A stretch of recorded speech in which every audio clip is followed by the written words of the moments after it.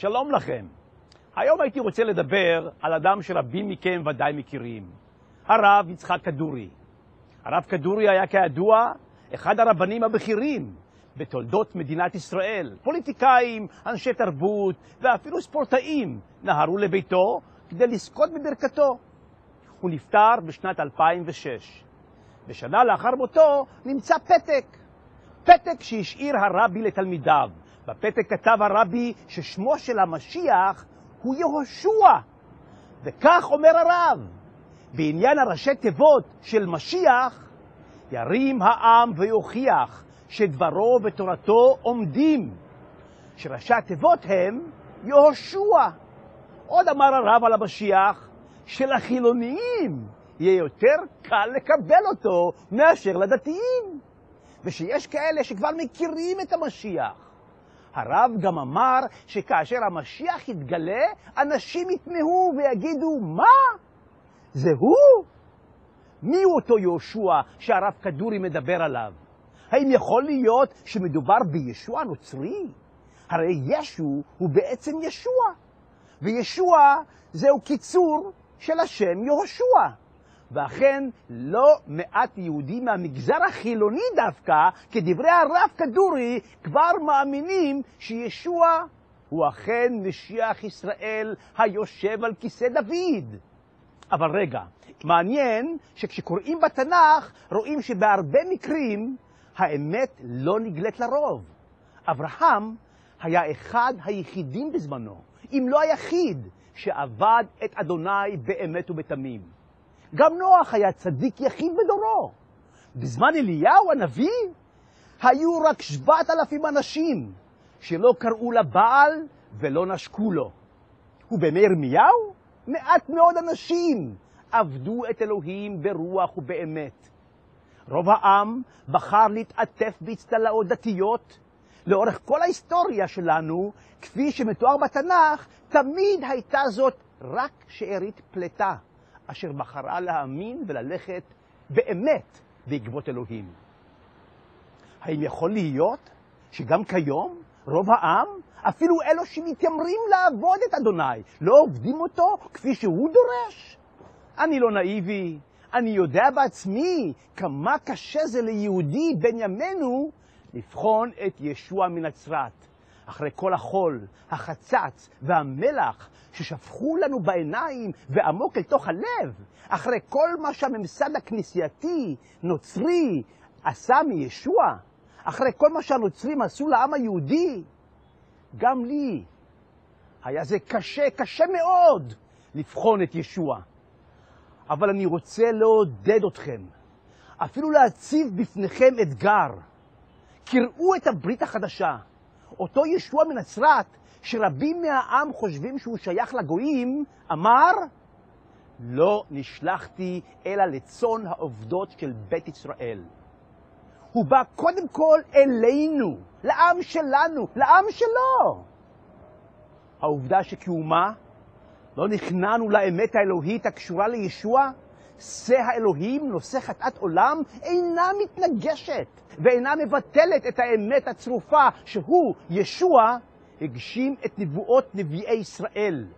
כי במילא, כאומה, לאורך כל ההיסטוריה, עשינו את הרע בעיני אדוני, הקשנו עורף, דחינו, סקלנו, הרגנו את נביאי האמת והשתעשענו עם נביאי השקר. אם כן, מה הפלא שגם את ישוע, המשיח אלוהים, דחינו בדיוק כפי שדחינו את ירמיהו, עמוס, ישעיהו ועוד אחרים. אפילו את משה כמעט וסקלנו באבנים. האם את מוכנים לבחון את ישוע לאור התנ"ך והברית החדשה? ולא לאור הממסד הרבני או הממסד הכנסייתי נוצרי? האם אתה מוכן להתייחס לדברי הנביאים המתרים בנו לאמור, כי ניגס העם הזה בפיו ובשפתיו כיבדוני וליבו רחק ממני, ותהיר אתה מותי מצוות אנשים מלומדה? ועוד מתרים בנו נביאי ישראל, כי יש אשר חוזים לנו מסעות שווא ומדוחים. אלוהים פוקד אותנו. הוא פוקד אותנו היום וקורא לנו לחשוב. אלוהים ברא אותנו כאנשים חושבים, והוא קורא לנו לעצור מהנהירה העיוורת. הוא מתחנן לפנינו, מפי הנביאים, לא לתת לעברים להוליך אותנו אל השחת. האם ייתכן שרבים מאבות אבותינו טעו לגבי ישוע? האם ייתכן שזה בדיוק מה שקרה לרב כדורי? אדם שהיה ידוע כאחד שמייחל ומצפה בקוצר רוח למשיח. ובערוב ימיו החליט לבחון את אותה דמות היסטורית, את ישוע לאור התנ"ך, וגילה את כל האמת לגביה. בחן את ישוע בעצמך. האם תהיה מספיק אמיץ כדי לבחון את ישוע ללא דעה קדומה, ללא דעה משוחדת? האמת היא שבנפשנו אנחנו מחויבים לבחון את האמת אודות ישוע. ואני תפילה שאתה תמצא את כל האומץ, התבונה, לבחון את ישוע באורו היהודי. התפילה שלי היא שתוכל לעשות כן. On April the 30th, 2007, just a little over 3 years ago, Israel Today ran this amazing headline story. Rabbi reveals the name of the Messiah. Rabbi Itzhak Kaduri was famously known for his memorization of the Bible, the Talmud, and other Jewish writings. He was a teacher and a revered master at Nahalat Yitzhak Yeshiva Seminary. He knew Jewish sages and celebrities of the last century and rabbis who lived in the Holy Land who kept the faith alive before the state of Israel was even born.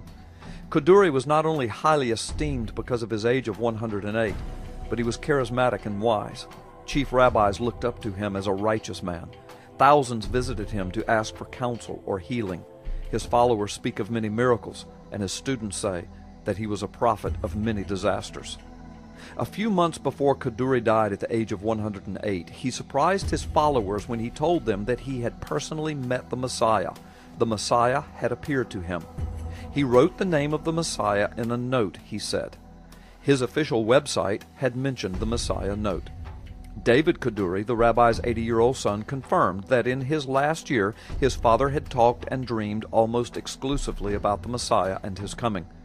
My father has met the Messiah in a vision, he said, and he told us that he was coming very soon. Kaduri gave a message in his synagogue on Yom Kippur, the Day of Atonement, teaching how to recognize the Messiah. He also mentioned that the Messiah would appear to Israel after Ariel Sharon passed. When Kaduri died, January the 28th, 2006, more than 200,000 people joined the funeral procession on the streets of Jerusalem to pay their respects as he was taken to his final resting place. Shortly before he died, this teacher of Israel wrote the name of the Messiah on a small note which he requested would remain sealed for 1 year. 1 year later, the note was opened in 2007. When the note was opened, it read as follows: Concerning the letter abbreviation of the Messiah's name, he will lift the people and prove that his word and law are valid. The Hebrew sentence with the hidden name of the Messiah reads like this. The acronym of that sentence, that is, the letter abbreviation that Kaduri spoke of, or the first initials of each word, spell the Hebrew name of Jesus, or Yehoshua, or Yeshua, the Hebrew root word of salvation.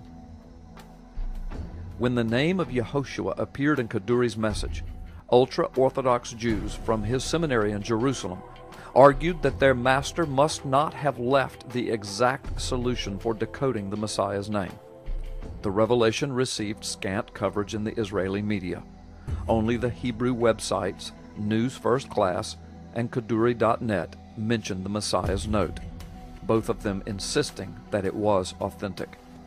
Israel Today spoke to 2 of Kaduri's followers in Jerusalem who admitted that the note was authentic, but very confusing for his followers as well. We have no idea how the rabbi got to this name of the Messiah, one of them said. I know this. The answer of the identity of the Messiah as Jesus, given to Kaduri supposedly, is absolute truth. As such, I believe it had to have been revealed from Jesus himself, appearing to Kaduri. much the same as Jesus appeared to the Jewish Pharisee Paul on the road to Damascus 2,000 years ago. It is amazing that the leading Jewish teacher of Israel until 2006 would, on his deathbed, proclaim in a message that Jesus Christ is the Messiah and is soon to return. That is astounding and almost unthinkable. It is also amazing that he was specifically told that Jesus would return shortly after Ariel Sharon's death. As of the making of this film, Ariel Sharon is still alive, in a coma. Could it be that this modern-day Apostle Paul received from the Lord Jesus that his return is indeed very, very soon?